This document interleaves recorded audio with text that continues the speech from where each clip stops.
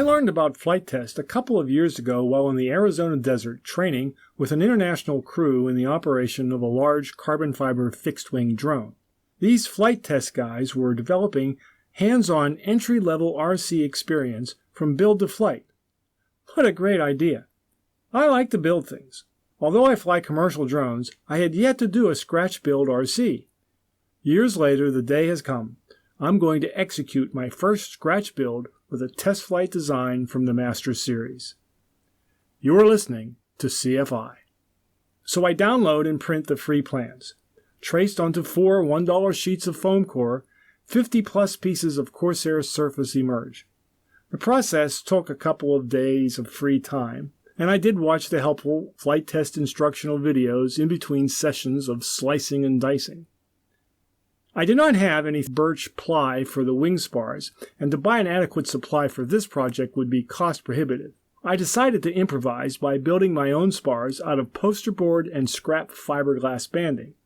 This is a step outside of Flite Test standard construction methodology. The 4 layers of poster board and single layer of fiberglass, vacuum laminated, produce some pretty tough spar substitutes that come in at the same weight as the birch ply units. With the pieces all laid out, and my hot glue gun warmed and ready, I began the assembly right along with the build video. Wings,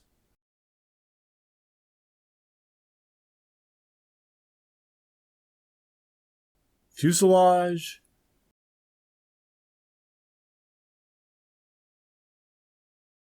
tail. As the plane developed into 2 major pieces, I went ahead and painted the plane and photoshopped some plain paper decals to dress up the bird. It was a good move. It was about this time I realized what a mess making a paper airplane can be. An inventory of on-hand parts did not show a motor quite right for this Corsair. The new Flite Test 2218 1180 kV brushless looks like a husky unit, so I splurged for a new motor. Everything else is already in hand, even materials for motor mounts and control horns. With the plane at the point of becoming a single piece, I balked.